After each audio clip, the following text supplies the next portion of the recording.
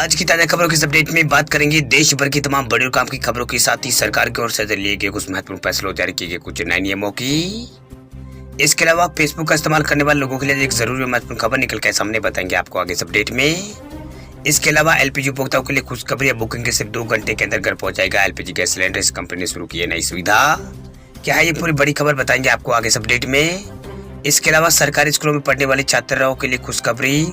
सरकारी स्कूलों में पढ़ने वाले छात्राओं को सरकार अब देगी हर महीने 1,000 रुपए। क्या है ये पूरी बड़ी खबर बताएंगे आपको आगे इस अपडेट में। इसके अलावा बेरोजगार युवाओं के लिए खुशखबरी। इस राज्य में सरकार ने किया है बड़ा ऐलान, 1 महीने के अंदर भरे जाएंगे 25,000 सरकारी पद। क्या है ये पूरी बड़ी खबर बताएंगे आपको आगे इस अपडेट में। इसके अलावा मोजिला फायरफॉक्स का यूज करने वाले लोगों के लिए भी एक जरूरी और महत्वपूर्ण खबर यहाँ पर निकल कर आए सामने बताएंगे आपको आगे इस अपडेट में। इसके अलावा देश में एक और चक्रवाती तूफान यानी 2022 का पहला चक्रवाती तूफान आने की यहाँ पर आशंका जताई गई है। आखिर कौन कौन से राज्यों में तूफान आने वाला है बताएंगे आपको आगे इस अपडेट में। इसके अलावा यहाँ पर कुछ टेक्नोलॉजी से जुड़ी बड़ी खबरें बताएंगे आपको एक एक करके इस अपडेट में। साथ ही आज की तमाम बड़ी और काम की पूरी 20 खबरों की बात करेंगे आगे इस अपडेट में। तो एलपीजी उपभोक्ताओं के लिए खुशखबरी, बुकिंग के सिर्फ 2 घंटे के अंदर घर पहुंच जाएगा आपका सिलेंडर। एलपीजी ग्राहकों के लिए एक अच्छी खबर निकल कर सामने आई। दरअसल अब आप एलपीजी बुकिंग के 2 घंटे के भीतर अपना जो सिलेंडर है वो घर मंगा सकते हैं। मतलब ये हुआ कि आपको एलपीजी गैस के लिए अब इंतजार नहीं करना पड़ेगा। वही सरकारी oil marketing company Indian oil corporation ने एक तत्काल सेवा की शुरुआत की है जिसके जरिए उपभोक्ताओं को महज 2 घंटे में सिलेंडर दिया जाएगा। वह ग्राहक बहुत ही मामूली प्रीमियम पर इंडियन ऑयल कॉर्पोरेशन की वेबसाइट पर इसे यहाँ पर गैस इंडियन ऑयल की जो नई सुविधा है इसका लाभ यहाँ पर उठा सकते हैं। इसकी शुरुआत सब हैदराबाद में हो चुकी है। आपको बता दें कि इंडियन ऑयल समय समय पर अपने सोशल मीडिया अकाउंट के जरिए इस सुविधा के बारे में यहाँ पर बार बार बताता है। अब देखना अहम यह है कि देश भर में एलपीजी की सुविधा कब तक लागू होती है, लेकिन हैदराबाद में ये सुविधा फिलहाल के लिए यहाँ पर चालू है। वही आप अपने गैस सिलेंडर की बुकिंग करने के लिए एक मिस कॉल भी यहाँ पर कर सकते हैं। इंडियन ऑयल की ओर से किए गए ट्वीट में लिखा गया है कि आपका नया इंडियन एलपीजी कनेक्शन केवल एक मिस कॉल दूर है। आप 8454955555 पर आप ये नंबर डायल करके अपने दरवाजे पर एलपीजी गैस कनेक्शन प्राप्त कर सकते हैं। बात करते हैं अगली खबर की, तो टाटा ग्रुप बहुत जल्द लॉन्च करेगा यूपीआई ऐप। फोन पे, गूगल पे और पेटीएम जैसे यूपीआई ऐपों को मिलेगी टक्कर। टाटा ग्रुप बहुत जल्द ही अपना यूपीआई ऐप लॉन्च यहाँ पर करने वाला है। वही फोन पे और गूगल पे और पेटीएम की तरह टाटा ग्रुप के यूपीआई को भी आसानी से मोबाइल से इस्तेमाल किया जा सकेगा। वही टाटा ग्रुप ने इसकी तैयारी तेज कर ली है। बहुत जल्दी इसका आधिकारिक ऐलान हो सकता है। माना जा रहा है कि टाटा ग्रुप की इस तैयारी और लॉन्चिंग से फोन पे, गूगल पे, अमेजोन पे और पेटीएम को कड़ी टक्कर यहाँ पर मिल सकती है। वही टाटा की इस तैयारी के बारे में कई मीडिया रिपोर्ट में जानकारी दी गई है। वह रिपोर्ट के मुताबिक Tata group national payment corporation of India यानी एनपीसीआई से क्लियरेंस मिलने का इंतजार में है। वही एनपीसीआई से क्लियरेंस मिलते ही यहाँ पर Tata group third party payment service provider के तौर पर यूपीआई की सेवा शुरू कर देगा। वही इकोनॉमिक्स टाइम्स की रिपोर्ट ने इकोनॉमिक टाइम्स ने सबसे पहले इसकी रिपोर्ट यहाँ पर जाहिर की है। वह यूपीआई ऐप लॉन्च करने का जिम्मा टाटा डिजिटल है उसके पास है, जो कंपनी का डिजिटल कॉमर्स यूनिट है। वही रिपोर्ट में कहा गया कि टाटा डिजिटल यूपीआई ऐप चलाने के लिए आईसीआईसीआई बैंक और अन्य प्राइवेट बैंकों के संपर्क में है। इन बैंकों की मदद से टाटा ग्रुप यूपीआई इंफ्रास्ट्रक्चर को बाजार में लॉन्च करेगा। बात करते हैं अगली खबर की, तो पंजाब के सीएम भगवंत मान ने की है पहली कैबिनेट बैठक। 1 महीने के अंदर 25,000 सरकारी नौकरियों का किया है ऐलान। पंजाब विधानसभा चुनाव में एक तरफा जीत के बाद राज्य में सरकार का गठन हो गया है। वही शनिवार को मुख्यमंत्री भगवंत मान ने पहली कैबिनेट मीटिंग यहाँ पर की। इस बैठक में शपथ लेने वाले 10 नए चेहरों को कैबिनेट मंत्री के तौर पर शामिल किया गया।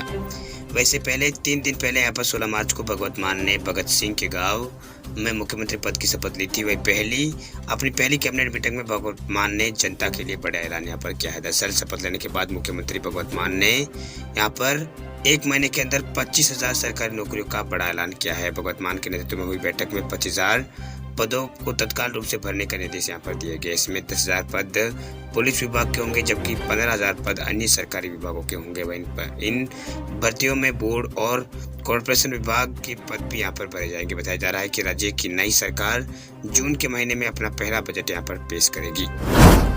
चलिए बात करते हैं अगली खबर की, तो तमिलनाडु सरकार का बड़ा फैसला, लड़कियों को हर महीने देगी सरकार 1,000 रुपए। केंद्र सरकार के अलावा राज्य सरकारें भी देश में कई तरह की स्कॉलरशिप या फिर योजनाएं संचालित कर रही है ताकि छात्रों को पढ़ाई में किसी तरह के पैसे की कमी ना हो।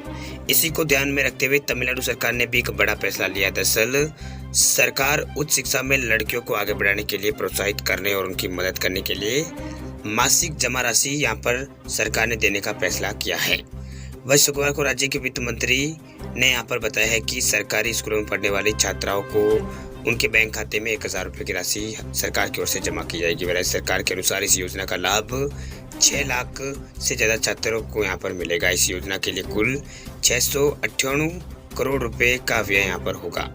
वही सरकार के इस पहल से यहाँ पर गरीब लड़कियों का कल्याण होगा और लड़कियां जो है वो अपनी पढ़ाई पूरी कर सकेंगे। तमिलनाडु सरकार के बयान के अनुसार सरकारी स्कूलों में कक्षा 6 से 12वीं तक की सभी छात्राओं को उनके स्नातक डिग्री, डिप्लोमा और ITI पाठ्यक्रमों के निबंध है वो पूरा होने के बाद उनके बैंक खाते में ये राशि यहाँ पर ट्रांसफर की जाएगी। चलिए बात करते हैं अगली खबर की। तो सरकार के लिए खुशखबरी, इनकम टैक्स डिपार्टमेंट ने इतिहास में सबसे ज्यादा किया है टैक्स कनेक्शन।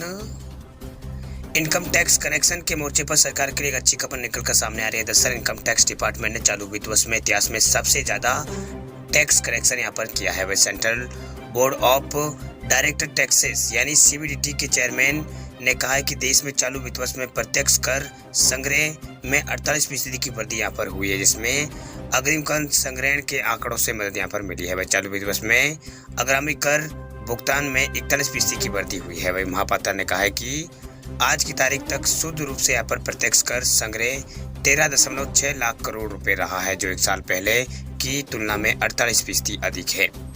वह उन्होंने कहा कि सालाना आधार पर शुद्ध संग्रह 2020-21 की समान अवधि से 48.8% यहाँ पर अधिक है। वही 2019-20 की तुलना में ये 42.5% और 2018-19 की तुलना में 35% अधिक है। चलिए बात करते हैं अगली खबर की। तो मोजिला फायरफॉक्स का यूज करने वाले लोगों के लिए जरूरी खबर, सरकार ने जारी की है चेतावनी, ब्राउजर को तुरंत करें अपडेट।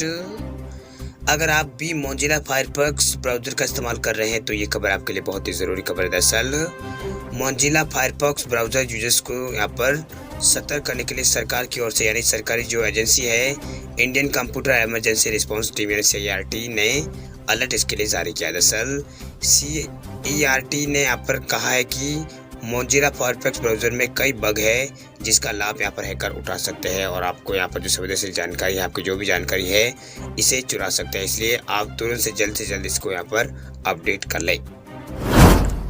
चलिए बात करते हैं अगली खबर की। तो मध्य प्रदेश की शिवराज सरकार का बड़ा ऐलान, MP के 12 लाख परिवार को मिलेगा सीधा फायदा।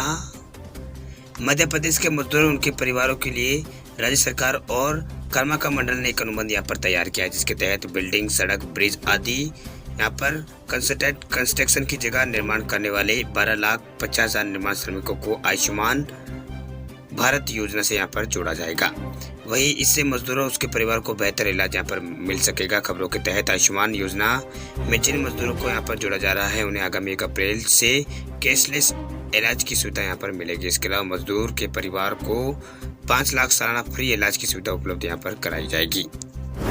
अगली खबर की। तो एक्सिस बैंक में खाता रखने वाले लोगों के लिए खुशखबरी, एक्सिस बैंक ने FD की ब्याज दरों में की है बढ़ोतरी।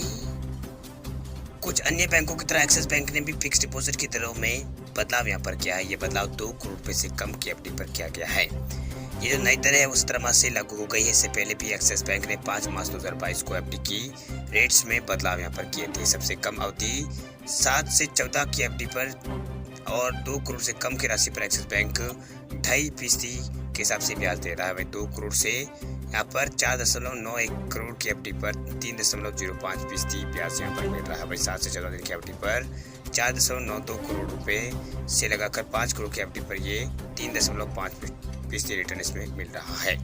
वही एक्सिस बैंक के मुताबिक 15 दिन से 29 दिन की FD पर 2 करोड़ रुपए की राशि पर ये 2.5% है। वही 5 करोड़ तक की जमा राशि पर 3.05% ब्याज दिया जा रहा है।